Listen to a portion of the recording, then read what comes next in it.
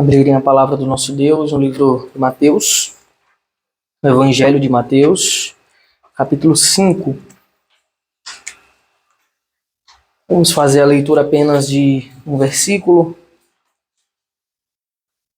Essa é a segunda bem-aventurança. Mateus, capítulo 5, versículo 4.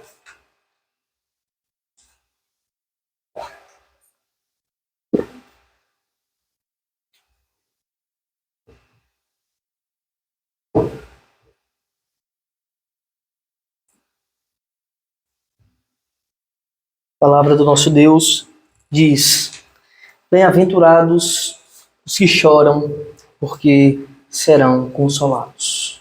Amém. Vamos orar.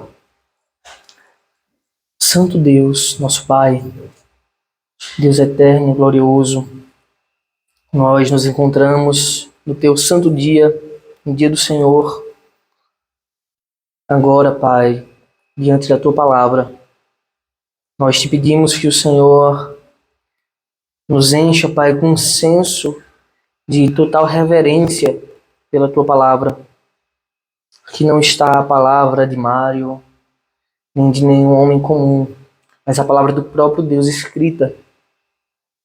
Por isso nós te pedimos, Senhor, ajuda-nos em todas as nossas fraquezas, aquelas que a nossa mente se perde, o nosso corpo se cansa. Nos ajuda, Pai, a estarmos firmes para, diante da Tua palavra, aprender os Teus desígnios, os Teus conselhos e as maravilhas e riquezas do Teu Evangelho. Em nome de Jesus, Pai, nos ajuda a compreender a Tua palavra. Faz do nosso coração uma terra fértil, e a Tua palavra molha e rega para que nós venhamos a dar frutos para Ti, ó Deus. Em nome de Jesus, nos ajuda, nos ilumina, nos constrange mais uma vez com a Tua palavra. Assim te oramos. Amém. Meus queridos irmãos, apenas um versículo pequeno contém muitas e muitas verdades implícitas. A palavra de Deus diz: Bem-aventurados os que choram, porque serão consolados. Devemos ter sempre essa verdade nas nossas mentes, nunca esquecermos da riqueza dessas palavras, para que em todo instante tenhamos o consolo do nosso Deus. A mensagem de hoje tem por título A Felicidade na Tristeza. Parece uma coisa estranha, paradoxal, mas é assim que é a ótica divina que Ele nos ensina. A gente está agora diante dessa segunda bem-aventurança. Bem-aventurados os que choram, porque serão consolados. Quero repetir algumas vezes esse versículo durante o sermão para que a gente consiga pelo menos esse decorar, ter em nossas mentes. Esse é o segundo degrau. É o segundo degrau do ensino do Senhor Jesus Cristo sobre como os homens eles podem ser verdadeiramente felizes. Como alguém pode ser verdadeiramente feliz? O Senhor nos ensina em Sua palavra. Bem-aventurados significa felizes. Felizes aqueles que. E nós bem sabemos como o ser humano, como um homem comum, ele se esforça constantemente, dia e noite, semana após semana, mês após mês, ano após ano. Ele se esforça, ele se empenha com todas as forças para obter a satisfação e o deleite, a felicidade nesse mundo. Isso é uma busca comum da humanidade. Na primeira bem-aventurança que nós tivemos a oportunidade de pregar semana passada, está escrito: Bem-aventurados os pobres em espírito, porque deles é o reino dos céus. Nós somos ensinados que a alegria verdadeira, ela consiste, primeiro, em reconhecer a nossa total, a nossa completa carência, a nossa carência da absoluta misericórdia de Deus. A felicidade habita na humildade de se reconhecer necessitado. Não poderia dizer, como assim? Feliz é aquele que está necessitado de algo. Mas essa é a verdade na ótica divina. É saber que essas coisas externas que o mundo tanto se empenha para conquistar, elas não podem suprir a carência infinita e eterna que só o Deus que é infinito e eterno pode preencher. Como eu disse na semana passada, Deus colocou a eternidade em nossos corações. Então não são coisas pequenas, limitadas e vazias que pode preencher esse vazio, senão que só aquele que é eterno pode. Quando nós somos pobres em espírito, que tudo que temos, tudo que conquistamos, tudo que sabemos, tudo que somos, a gente aprende que todas essas coisas elas não são suficientes para agradar a Deus. E essa é a pobreza em espírito. É reconhecer, eu me enxergar como eu de fato sou. Um pecador, carente e necessitado. E alguém pode pensar, essa felicidade que Cristo está nos mostrando realmente é paradoxal. Porque ela vai em encontro tudo aquilo que as pessoas dizem sobre o que é felicidade. Mas essa pobreza em espírito, ela não vem de um estalo da nossa inteligência, de um insight, né? Senão que ela é resultado da poderosa obra do Espírito Santo de Deus em nossos corações. Que mostra para nós quem nós realmente somos, pecadores, necessitados de Deus. O Espírito Santo é quem esvazia os nossos corações, de nós mesmos, de nosso ego, para que possamos ser cheios de Cristo. Ele nos ensina que as nossas obras mais formosas de justiça, aquilo que a gente já está fazendo de forma virtuosa, não passam de trapo de imundícia. Como diz Isaías em 64:6, ele diz: todos nós somos como o imundo, e todas as nossas justiças como o trapo da imundícia. Todos nós murchamos como a folha, e as nossas iniquidades nos arrastam como o vento. Essa é a condição de todo o homem. E absolutamente todo homem, ele não pode possuir justiça própria. Porque a sua justiça é manchada pelo ego, pela vaidade. Senão que nós devemos ser cheios da justiça de Deus. Só assim podemos, de fato, ser felizes. Alcançar a felicidade plena. Qual é o homem que pode se orgulhar do que ele mesmo fez?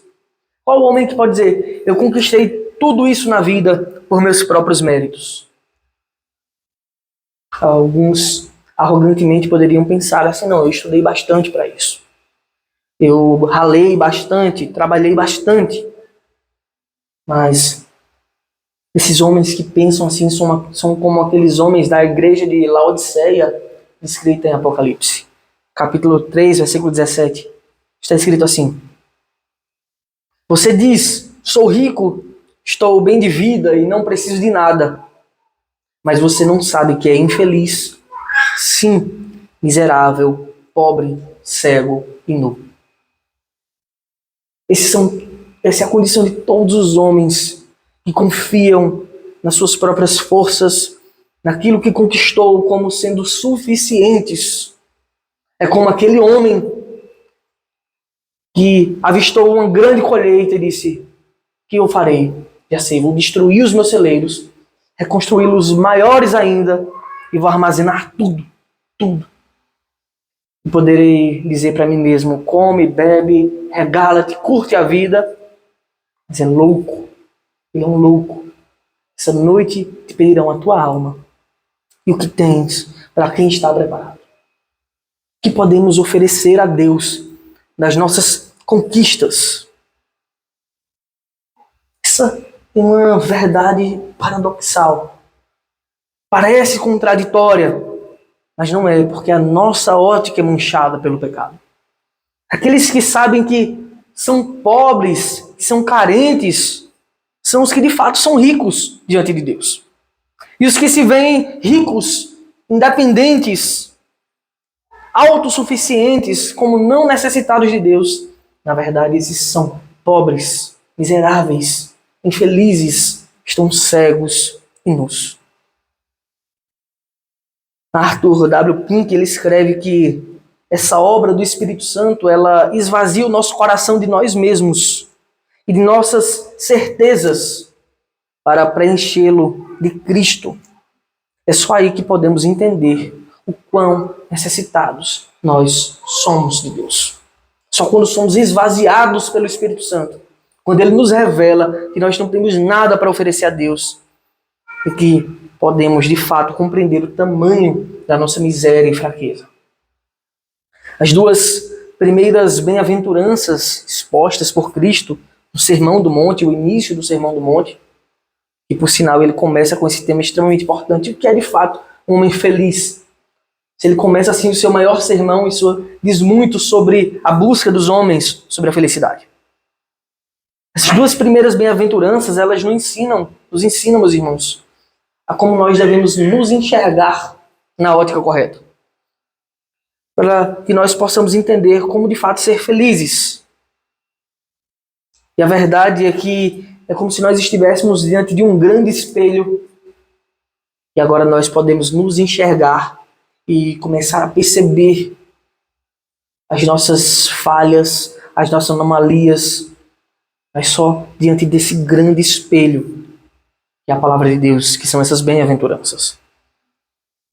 E a verdade é que felicidade de Deus, a verdade que o Senhor nos ensina, ela é oposta à verdade, às mentiras, na verdade, que o mundo ensina. Enquanto o mundo busca uma riqueza arrogante e vaidosa para satisfazer um ego infinito dos pecadores, para que eles possam ser felizes, o Senhor nos ensina que a felicidade está naqueles que entendem ser necessitados. Enquanto o mundo busca a alegria nas coisas pretensiosas e arrogantes e pecaminosas, o Senhor nos ensina: felizes os que choram. Esse é o significado dessa bem-aventurança. Bem-aventurados os que choram. Felizes os que choram. Ou alguém poderia até traduzir: felizes os que são tristes. Esse é mais um ponto dessa verdade. Essa verdade que parece contraditória na nossa mente, na qual a alegria verdadeira ela vai na contramão do mundo. Ela é contrária à concepção do homem natural sobre o que é alegria. Os homens empreendem os seus esforços constantes na busca de uma alegria vazia, de uma alegria passageira, de uma alegria rasa para essa vida. Buscam nas coisas externas, nos bens materiais, o seu desfrute. Procuram nas emoções e sentimentos o riso da alegria. E procuram naquilo que conquistam o seu deleite. Enquanto o mundo ensina que a felicidade é esbanjar, gargalhar e curtir a vida, o Senhor nos ensina que felizes são os que choram. É evidente que o Senhor Jesus ele não está falando aqui de qualquer tipo de choro, de qualquer tipo de pranto, de decepção. Não é decepção porque eu não consegui conquistar algo. Essa decepção é do mundo, quando não alcança as suas buscas infelizes. Esse choro não é o choro do remorso, de um remorso vazio. Não é todo choro que produz a felicidade plena. Nós podemos lembrar do exemplo de Judas Iscariotes, o traidor, que teve um remorso extremo após trair o Senhor Jesus. Mas ele não se arrependeu dos seus pecados. Em Mateus capítulo 27, de 3 a 5 diz: então Judas, que o traiu, vendo que Jesus havia sido condenado, tocado de remorso, devolveu as 30 moedas de prata aos principais sacerdotes e aos anciãos, dizendo: pequei traindo sangue inocente. Eles, porém, responderam: que nos importa? Isso é com você. Então Judas, atirando as moedas de prata para dentro do templo, retirou-se e se enforcou. E está o exemplo da tristeza na qual Judas foi consumido, um remorso extremo. Porém, observe que esse remorso era vazio. Esse remorso não veio acompanhado de arrependimento. Afinal, ele era o filho da perdição. Observe que o remorso vazio é mais um aspecto do coração vaidoso do homem, que ele não está arraigado, preso na verdade de Deus, no arrependimento pelos pecados, mas só numa consciência ferida. Judas, ele saiu e se enforcou. Me parece também como quando Caim mata Abel e o seu semblante descai. Veja que são tristezas, mas não são tristezas acompanhadas do senso de arrependimento que todos nós devemos ter pelos nossos pecados. O que aprendemos com isso? Não é todo choro, não é toda tristeza que conduz à felicidade plena, à felicidade verdadeira. Mas afinal de contas, que choro é esse que pode tornar o homem bem-aventurado? Que tristeza é essa da qual dizemos que o homem que é triste pode ser feliz? Em primeiro lugar, nós vemos que essa é a tristeza da nossa condição. Essa é a tristeza da nossa condição. A condição do pecado, da escravidão moral da qual os homens estão presos.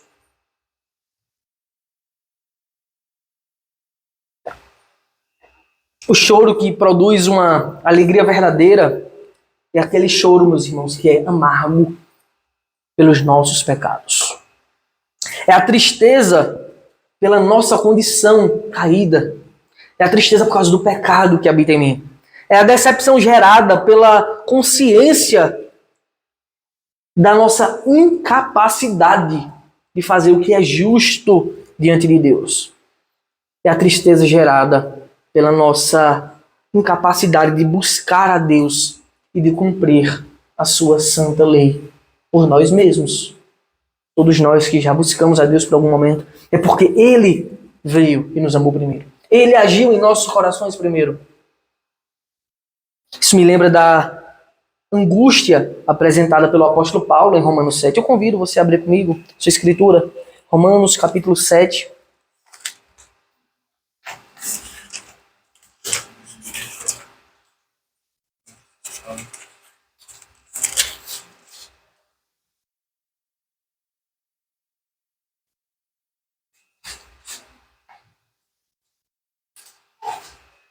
Podemos ver que o apóstolo Paulo ele segue essa linha no seu momento de angústia pessoal. Ele descreve a partir do versículo 18.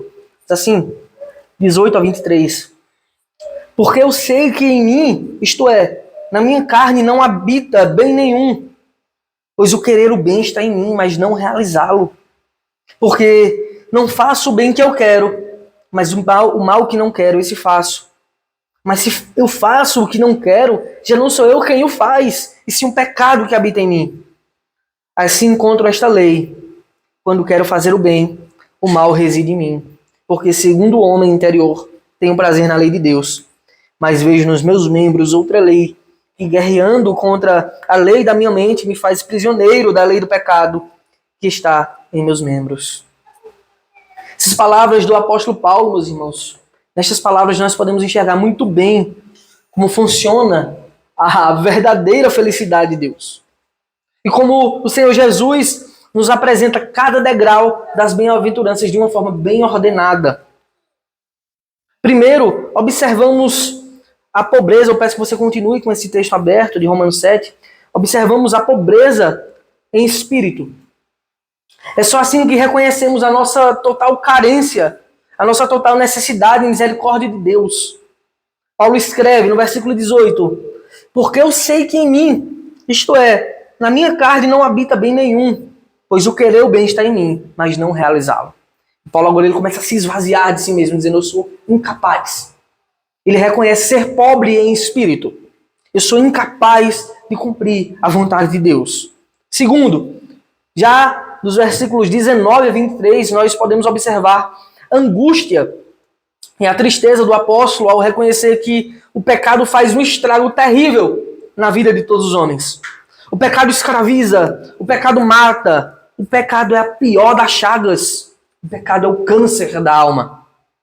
O pecado torna o homem incapaz de servir a Deus por suas próprias forças. É aí que o apóstolo se vê como necessitado. Olha a angústia. Dos versículos 19, a partir de 19 ele diz, porque eu não faço o bem que eu quero. Olha que coisa estranha. Eu não faço o que eu quero. Mais uma prova de que Você, meu irmão, não possui livre-arbítrio, senão que isso é uma falácia mentirosa, uma teologia maligna. Porque eu não faço o bem que eu quero, mas o mal que não quero, esse faço. Mas se eu faço o que não quero, já não sou eu quem o faz, e sim o pecado que habita em mim. O pecado escraviza o homem.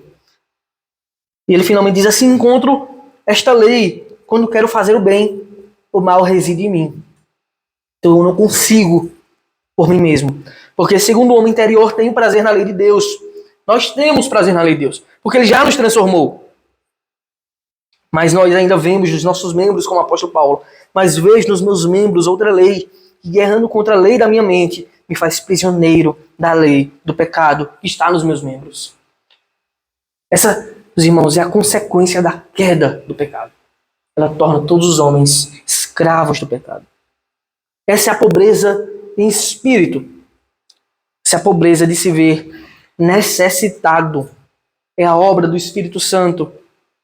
É a obra de Deus em nossas orações que nos revela quem de fato nós somos. Nós somos pecadores, carentes da misericórdia de Deus. É primeiro sendo pobres em espírito, como o apóstolo nos apresenta, que podemos ter essa terrível, porém realista, expectativa própria. Esse espelho de nós nos enxergarmos verdadeiramente. A primeira visão correta de nós mesmos. Sem a ação do Espírito Santo, nenhum pode se enxergar como necessitado do favor de Deus. Nenhum homem pode usufruir da felicidade da segunda bem-aventurança, que diz: felizes os que choram. É só sendo pobre em espírito que podemos perceber o quão terrível e devastador são os nossos pecados. O pecado conduz à morte. Morte física, a morte espiritual, a condenação eterna. Só aquele que foi esvaziado de seu ego, de sua futilidade, é que pode contemplar o quão danoso e perigoso é o pecado de seu coração. E finalmente, depois de contemplar, porque o Espírito Santo nos abre os olhos, é que podemos chorar e lamentar por eles.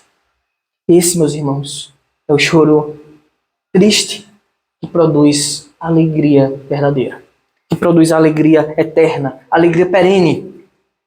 Não o choro do remorso, como de Judas, mas o choro de arrependimento pelos nossos pecados. É o choro como de um luto. É como se eu olhasse para mim e de fato nós estávamos mortos em nossos delitos e pecados. Como diz Efésios 2.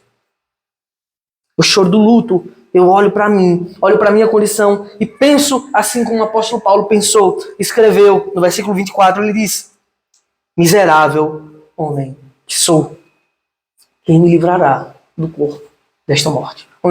Ou em outras traduções ele diz: desventurado.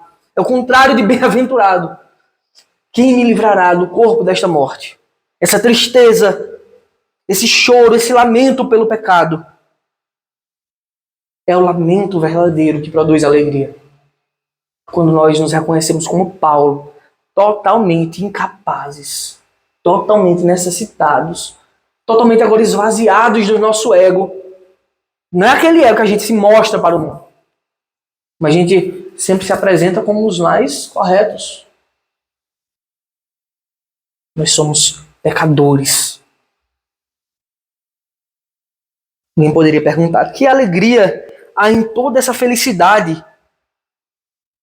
Que alegria há em toda essa tristeza de perceber que o pecado atinge os homens, que o pecado me atinge? Bom, a pobreza em espírito, pobreza pelos nossos pecados são sempre acompanhados. Quando você de fato se torna pobre em espírito, é porque a partir de agora você está acompanhado daquele de Cristo, ele que muda por completo quem somos, nos tornando felizes não no futuro, mas já no agora, e prometendo uma felicidade plena, absoluta e eterna também para o futuro. Como afirma agora o apóstolo, olha, a mudança de perspectiva de Paulo. Numa frase ele está dizendo: miserável homem que sou, quem me livrará do corpo desta morte? Na primeira metade, na parte A do versículo seguinte, do versículo 25, ele diz: Graças a Deus por Jesus Cristo, nosso Senhor. A tristeza apresentada por Paulo agora, imediatamente, ela é convertida em ações de graças. Ela é convertida na alegria verdadeira, alegria em Deus. Não porque o seu próprio vazio alegrou. Nem porque Paulo arranjou para si uma solução mágica para os seus problemas. Pois a condição dele permanece a mesma. E a nossa também, de incapazes, de constantemente necessitados. Mas Paulo tem essa mudança brusca de perspectiva. É porque Cristo, que é a felicidade plena, supriu o seu vazio, supriu a sua falta. Cristo foi dado a nós.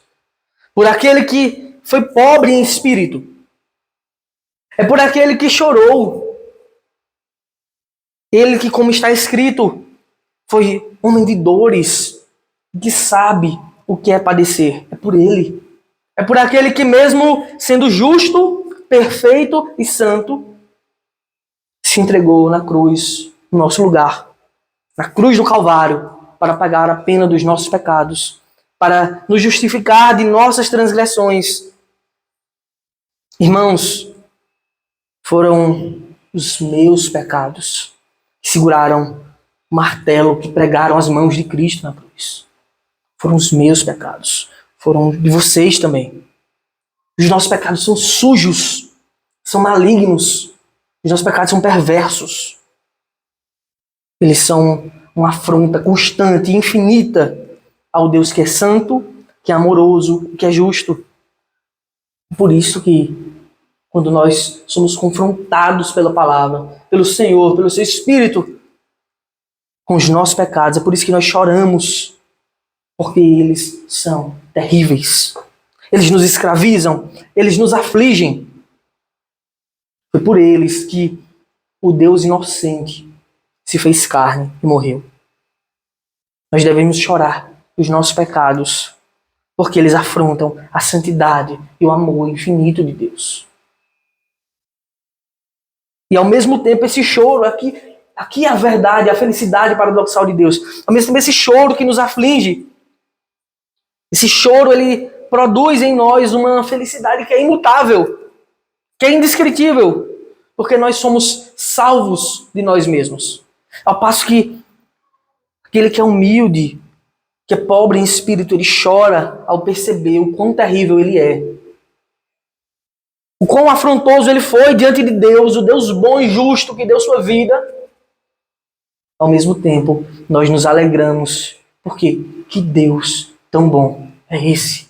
E sendo eu quem sou, ele decidiu morrer no meu lugar. Em primeiro lugar, nós devemos pensar que esse choro de arrependimento constante deve produzir essa felicidade infinita, porque nós fomos salvos.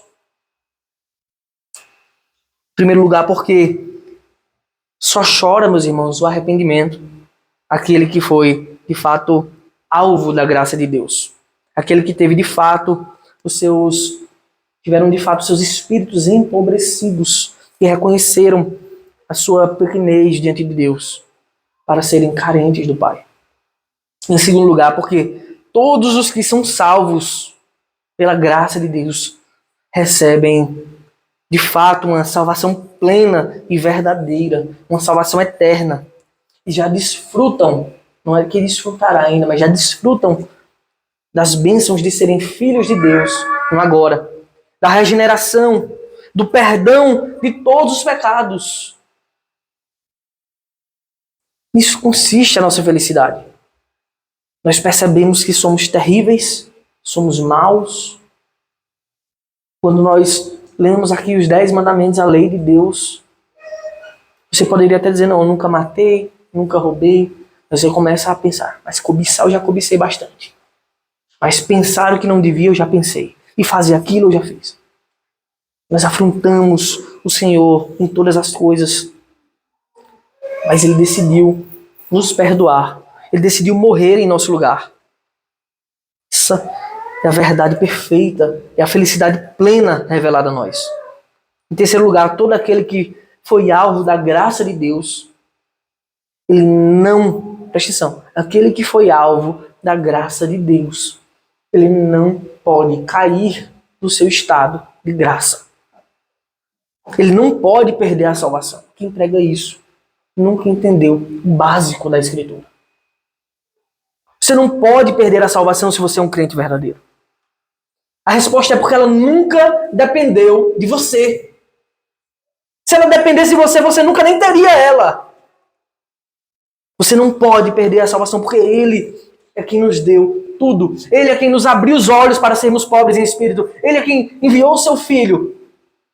Ele é quem nos dá alegria plena nessa vida. É por isso que nós devemos confiar naquele que começou a boa obra, com a certeza de que Ele é fiel para completá-la. Não por nós mesmos, mas apesar de nós, porque você continua sendo pecador. Você continua carente do mesmo jeito.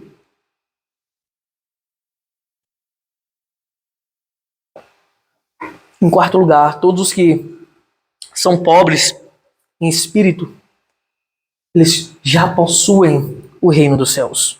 O Senhor nos disse: bem-aventurados os pobres em espírito, porque deles é o reino dos céus.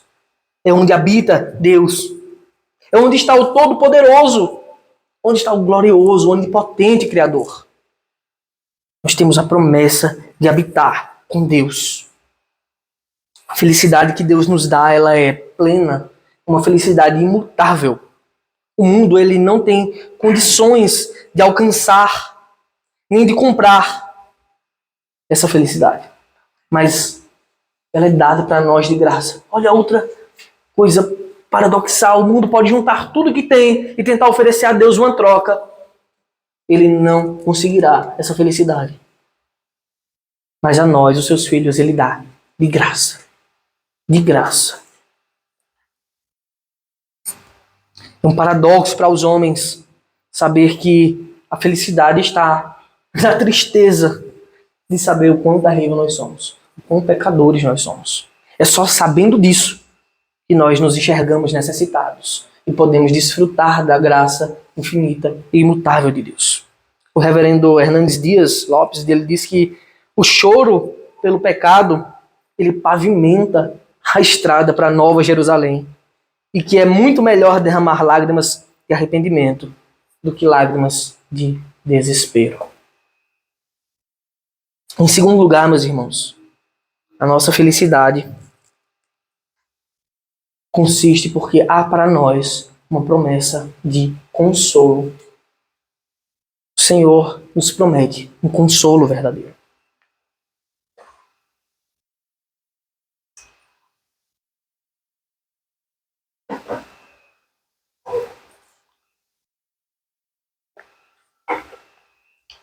E a verdade é que existem muitos motivos pelos quais o pranto, as tristezas de todas as ordens e tipos, elas podem recair sobre os homens.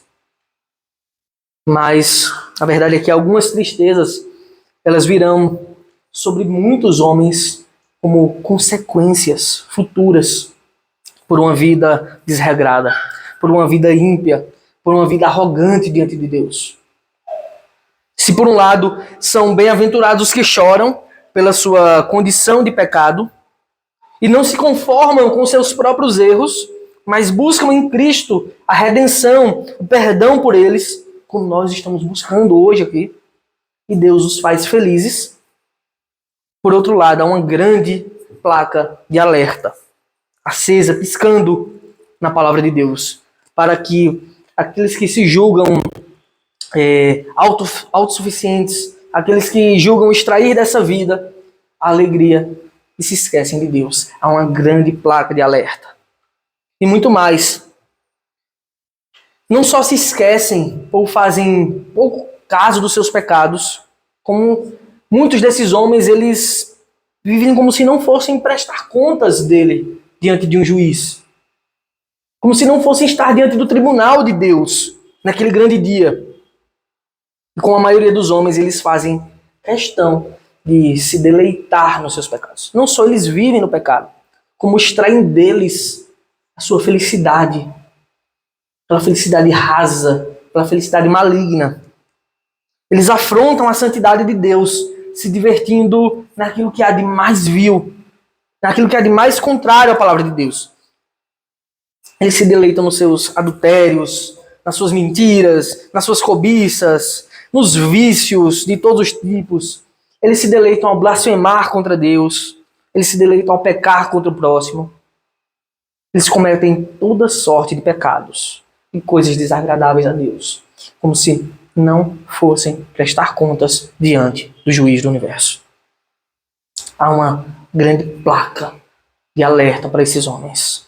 Se você que está me ouvindo hoje, se você tem vivido por esses caminhos estranhos, se você tem buscado a sua satisfação longe de Cristo, lembre-se bem daqueles ais pronunciados por Cristo em Lucas 6, 24 e 25 diz: mas ai de vocês, palavras de Cristo, ai de vocês os ricos, porque já receberam a consolação. Ai de vocês que julgam extrair das riquezas que possuem a sua felicidade. Ai de vocês que agora estão fartos, porque vocês vão passar fome. Ai de vocês que agora estão rindo, porque vocês vão lamentar, chorar. O Senhor Jesus fala isso contra todos os homens que julgam extraírem de si mesmos, de sua confiança falsa nas suas próprias forças, a sua alegria. Meus irmãos, o alerta é muito claro. O alerta que é dado a todos nós é muito claro. Só há um caminho para a verdadeira felicidade. Só há um caminho para o consolo. O Senhor tem nos alertado em sua palavra. Ai de todos os que se julgam ricos longe de Deus. E de todos os que se julgam felizes. Porque a pobreza e a tristeza sobrevirão sobre todos os que não reconhecem que a alegria e riqueza só podem ser encontradas no justo e bondoso Deus. Ai de todos os que se acham autossuficientes e que julgam não precisar da misericórdia de Deus. Que julgam não precisar do cuidado de Deus. Que julgam não precisar do favor de Deus. Ai de todos os que possuem a sua alegria naquilo que Deus reprova. E que têm o seu deleite na impiedade. Ai dos que ao que é mal chama de bom, e ao que é bom chama de mal. É uma promessa de consolo perfeito e perene para os que choram pelos seus pecados. Mas para os que se riem e se alegram nele, nos pecados, a promessa é contrária. A promessa é de condenação e de choro. A promessa é de desamparo total. Para sempre de todos aqueles que não reconhecem que a bondade só pode vir de Deus. Que a misericórdia só pode vir de Deus. Como está escrito em Mateus 13, 41 a 43 diz: o Filho do Homem mandará os seus anjos que ajuntarão do seu reino todos os que servem de pedra de tropeço e que praticam mal, e os lançarão na fornalha acesa. Ali haverá choro e ranger de dentes. Então os justos resplandecerão como o sol no reino de seu Pai. Quem tem ouvidos para ouvir, ouça. Enquanto os justos, meus queridos, eles resplandecerão em glória, em luz, como o sol alegre. Aqueles que se deleitam em seus pecados, aqueles que não têm o verdadeiro arrependimento dos seus erros, esses serão condenados. Essa é a santa e perfeita ótica divina. Os que choram por seus pecados se arrependem. Já são e mais ainda serão alegres. Mas os que se alegram em si mesmos e nos seus pecados, para sempre chorarão. Nós somos chamados para reconhecer as nossas falhas. Nós somos chamados para reconhecer os nossos pecados. Nós somos chamados para lamentar e chorar diante de Deus as nossas fraquezas. Quantas vezes você, sozinho, ao ler a palavra, ao orar, já se lamentou pelos seus pecados? Quantas vezes você se derramou diante de Deus? Quantas vezes você chorou pelas afrontas que você cometeu ao seu Salvador? Você chora quando você às vezes briga com um amigo e está com raiva de mim. E o próprio Deus que deu sua vida morreu em seu lugar. Quantas vezes você se lamenta por afrontar a Ele dia após dia com as suas ações pecaminosas, com os seus pensamentos errados? Pode haver, vocês acham que pode haver cristianismo verdadeiro, fé verdadeira, arrependimento sem o verdadeiro senso do pecado, da gravidade, da falha que nós cometemos? É evidente que não. Foi pelo meu pecado que o Senhor Jesus bebeu aquele cálice. Ele disse: Pai, se possível, passe de mim esse cálice, contudo não seja feita a minha, mas a tua vontade. Aquele era o cálice da ira de Deus, da santa ira de Deus pelos nossos pecados. O Pai enviou seu Filho para que pudesse tomar o cálice em meu lugar. Foram os meus pecados que prenderam Cristo na cruz do Calvário. Foram as minhas mãos que traspassaram ele com aquela lança. Se você é realmente um cristão, você deve saber o quão danoso e terrível é o seu pecado. Você deve saber que os seus pecados fizeram aquele que é a própria vida morrer.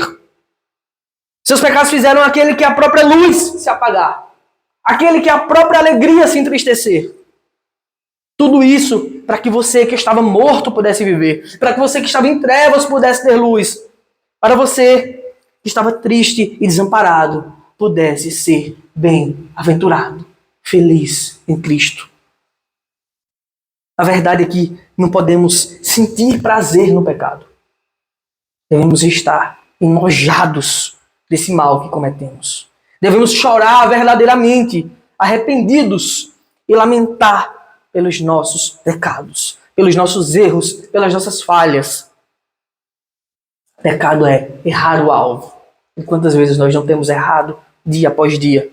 E quantas vezes nós mesmos fazemos pouco caso disso? Não lamentamos o Deus que deu a sua vida por você, que sofreu por você, para que você fosse alegre. É esse Deus que você tem afrontado com o seu pecado. Não é a mim, não é ninguém aqui. É o Deus Todo-Poderoso. É o Deus Santo, perfeito e justo. E alguém poderia pensar, passar a compreender agora o tamanho do nosso pecado, o tamanho da graça que obtivemos de Deus, alguém poderia pensar, isso já é motivo suficiente para sermos alegres. Sermos tirados das trevas da condenação, do choro e ranger de dentes, para uma alegria eterna e perene. E é verdade, de fato já é alegria suficiente. Depois de tudo o que fizemos, depois de tantos pecados, depois de por algum tempo até nos alegrarmos nesses pecados, nos orgulharmos em nossas transgressões, como muitos se orgulham por aí, né? Principalmente homens, né? Quando eu fico com muitas mulheres, aí começa a falar, eu fiquei com não sei quantas mulheres.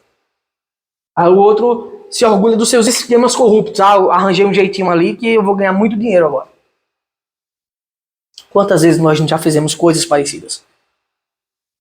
Nos orgulharmos em nossas transgressões, nos deleitarmos na falha contra o Deus Todo-Poderoso, contra o Deus Santo. E ainda assim, o Senhor Jesus entregou a sua vida em nosso lugar. Apesar de mim, ele morreu na cruz para me salvar. Isso já é de fato alegria, motivo para uma alegria perfeita, infinita, para uma alegria indescritível. Mas a verdade é que o Senhor já fez muito, mas muito mais que isso por nós. Nós não só apenas somos salvos da condenação do pecado. Ele não só nos livrou da condenação do pecado, como ele nos prometeu vida eterna. E mais, ele nos adotou como filhos. Nós agora podemos dizer, Deus, o Criador, é o nosso Pai. E podemos clamar a Ele, Abba, Pai. Ele já nos deu o reino dos céus. E ainda Ele continua prometendo um perfeito e um eterno consolo. Bem-aventurados os que choram. Por quê? Porque serão consolados. Que glória perfeita poder dizer, eu sou filho de Deus. O Senhor nos disse, bem-aventurados os que choram. A verdade é que até no choro pelos nossos pecados, na tristeza por ser fracos como nós somos, por sermos falhos, por sermos pecadores, nós somos consolados por Deus. Por Cristo. Ele morreu pelos nossos pecados e Ele ainda nos consola. pela nossa tristeza por isso. Ele nos dá alegria verdadeira, o consolo constante. Ele nos dá uma plena expectativa do futuro certo e da glória eterna. E mais, meus irmãos, nós não temos apenas consolo para o choro do pecado.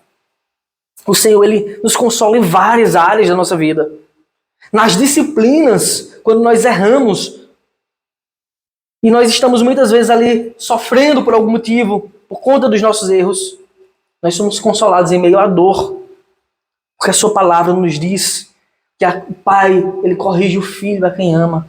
Então, quando nós somos corrigidos nos nossos erros, nós vemos também o consolo e o amor e o cuidado de Deus em nossas vidas. Nas tribulações, nós também somos consolados.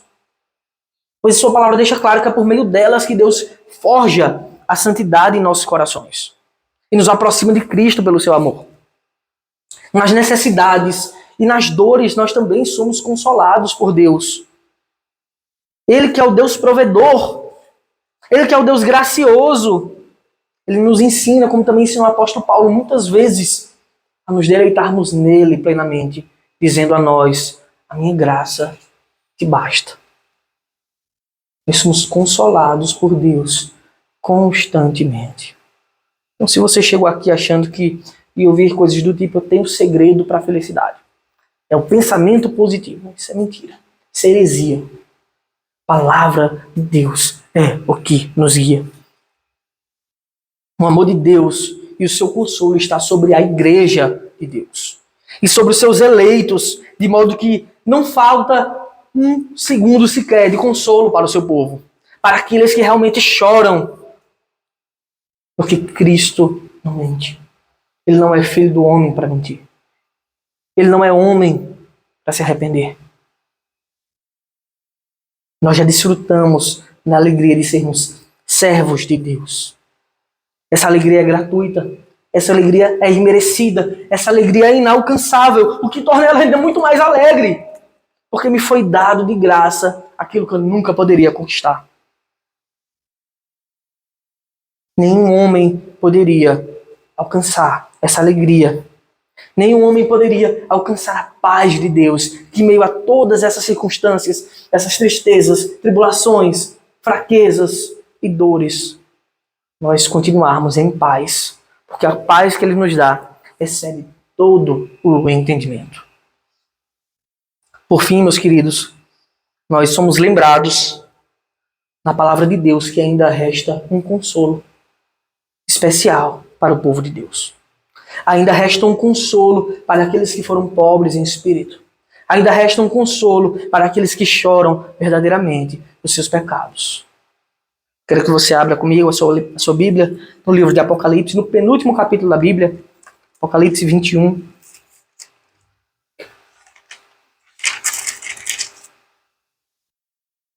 Ainda resta um consolo para o povo de Deus. Ainda resta um descanso eterno. Apocalipse 21, de 1 a 5.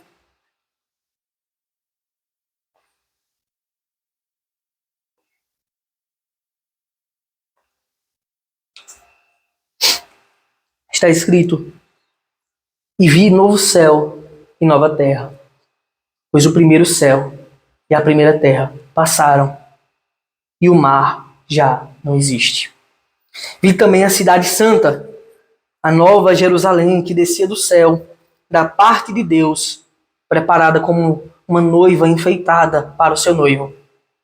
Então ouvi uma voz forte, que vinha do trono, e dizia: Eis o tabernáculo de Deus com seres humanos. Nós habitaremos com Deus. Deus habitará com eles. Eles serão povos de Deus. E Deus mesmo estará com eles e será o Deus deles. E lhes enxugará dos olhos toda lágrima.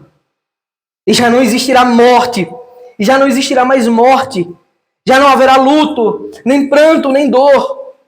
Porque as primeiras coisas passaram.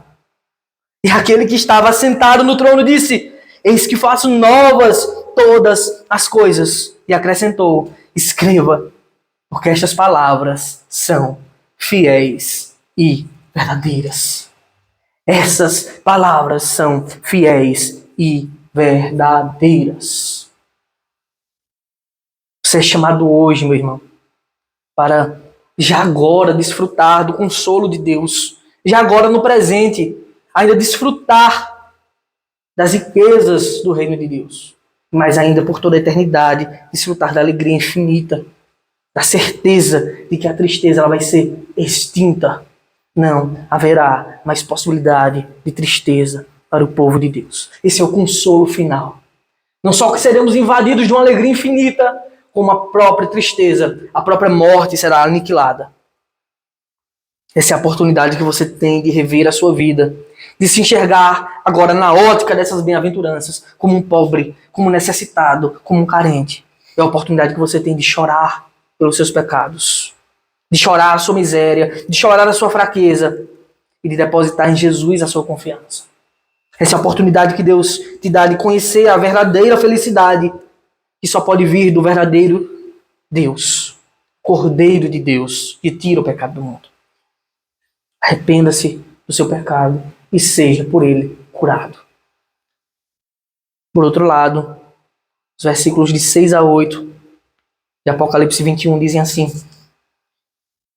Disse-me ainda, tudo está feito.